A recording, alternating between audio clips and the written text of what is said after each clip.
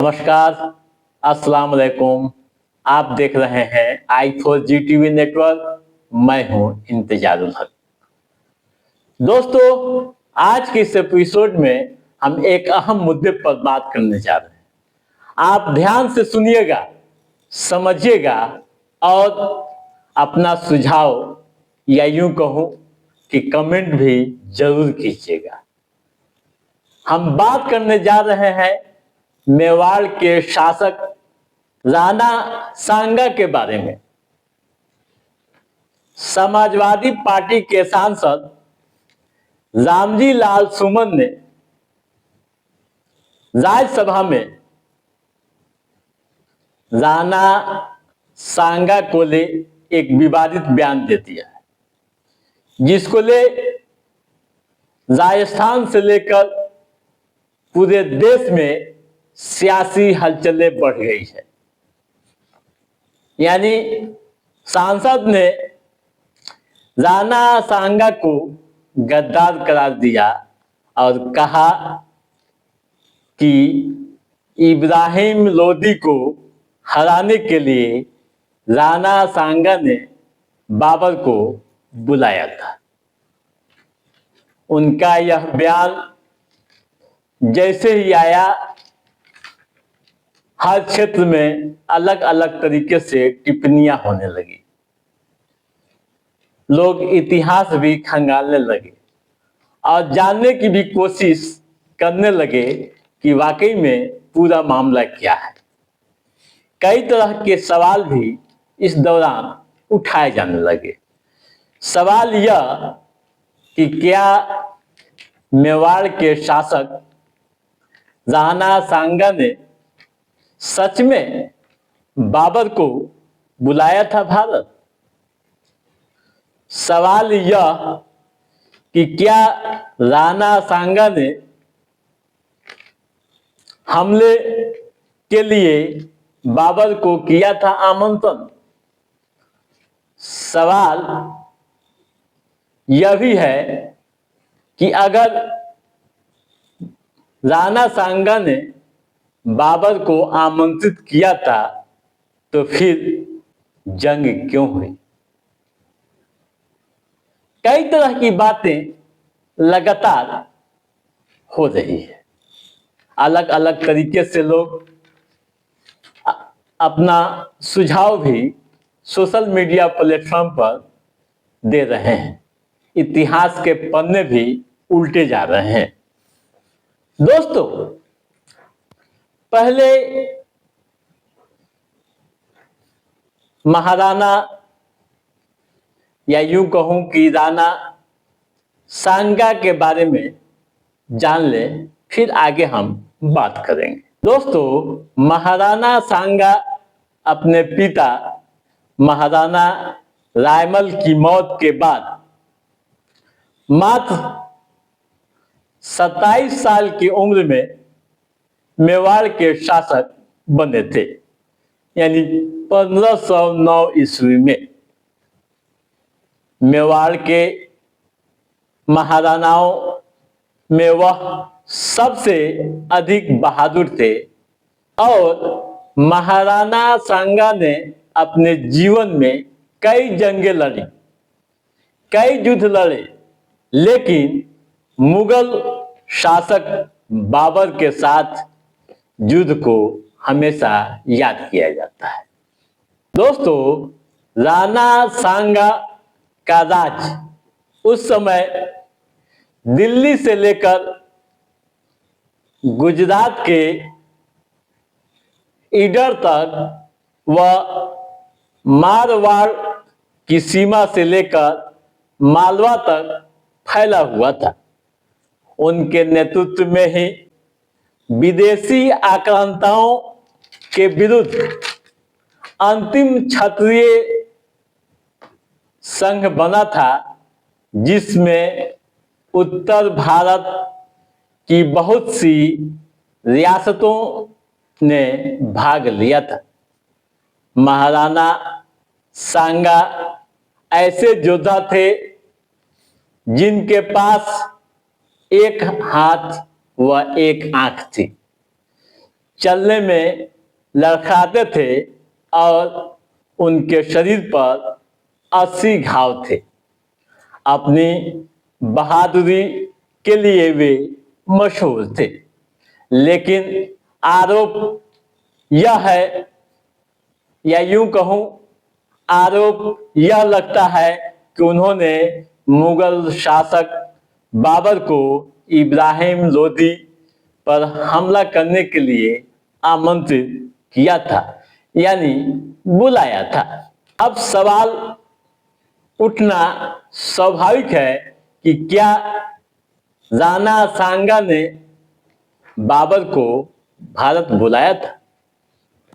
दोस्तों, कई इतिहासकारों ने बाबर व राणा सांगा के युद्ध की कहानी अलग अलग बताई है।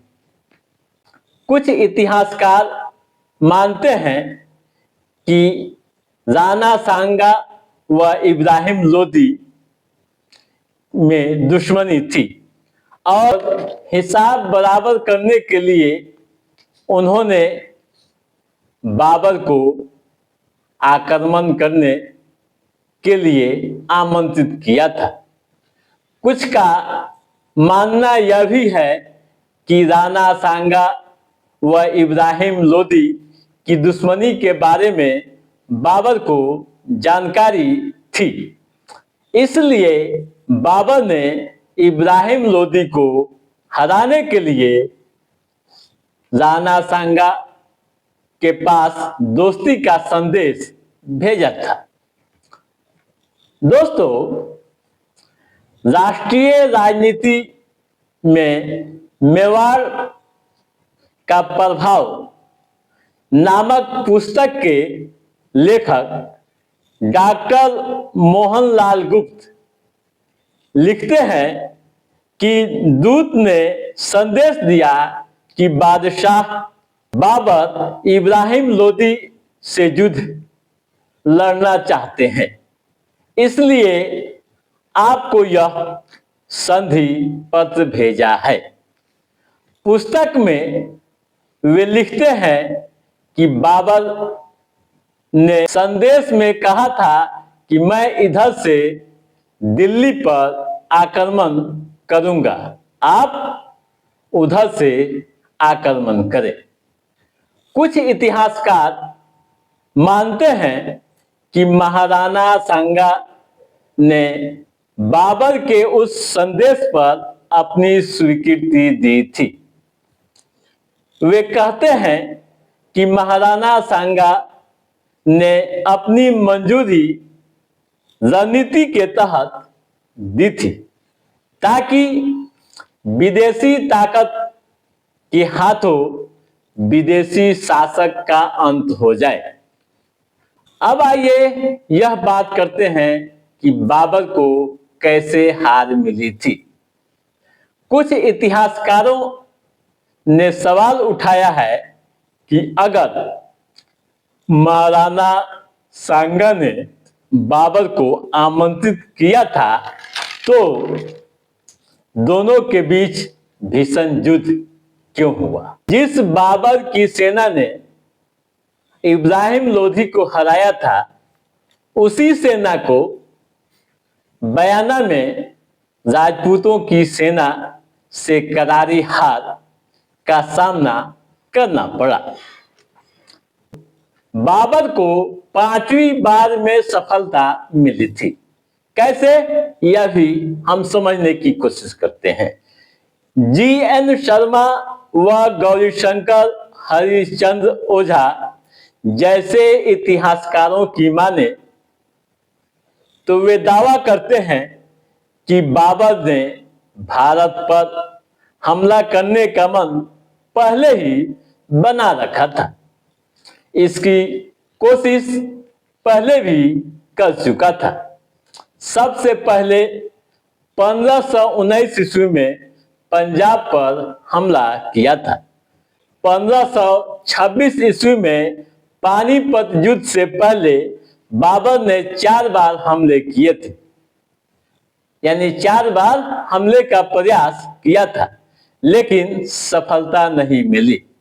5वीं बार में वह सफल हुआ और इब्राहिम लोदी हार गया। दोस्तों, इतिहासकार एक कारण और बताते हैं। क्या बताते हैं, आप ध्यान से सुनिएगा।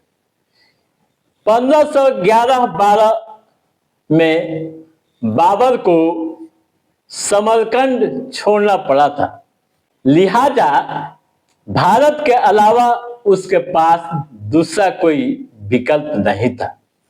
बाबर की सेना ने जब दिल्ली पर हमला किया तब लोदी काफी कमजोर हो गया था। दोस्तों, 1526 ईस्वी में पानीपत का युद्ध जीतने के बाद जब बाबर ने अपने क्षेत्र का विस्तार करना शुरू किया, तब मेवाड़ के नरेश महाराणा सांगा ने बाबर के इस कदम को खारिज कर दिया, यानी अस्वीकार किया। ठीक है, राणा सांगा ने पहले बाबर को हराया, बाद में वे हारे। इसका नतीजा यह हुआ कि फरवरी 1507 ईस्वी में बयाना में राणा सांगा और बाबर में लड़ाई हुई, जिसमें बाबर हार गया। लेकिन पृथ्वीराज चौहान की तरह राणा सांगा एक चूक कर गए। उन्होंने शत्रु को जीवित छोड़ दिया, जो आगे चलकर उनके लिए काफी घातक साबित हो गया। खानवा के युद्ध मार्च 1527 ईस्वी में वह बाबर के हाथों हार गए। ठीक है दोस्तों, तो आप समझ गए होंगे तमाम बातें कि क्या है पूरी कहानी, कैसे बाबर भारत आया और कैसे जंग हुए। तो दोस्तों, आज के इस एपिसोड में बस इतना ही। कैसा रहा हमारा ये एपिसोड, आप लाइक और कमेंट करके हमें जरूर बताइएगा। यदि आपने हमारे चैनल को सब्सक्राइब नहीं किया है तो सब्सक्राइब भी कीजिएगा, ताकि इस तरह की महत्वपूर्ण जानकारियों से संबंधित जो भी अप टू डेट है उसे हम समय समय पर आपके बीच पहुंचाते रहेंगे। तब तक आप अपने दोस्त को दिए इजाजत।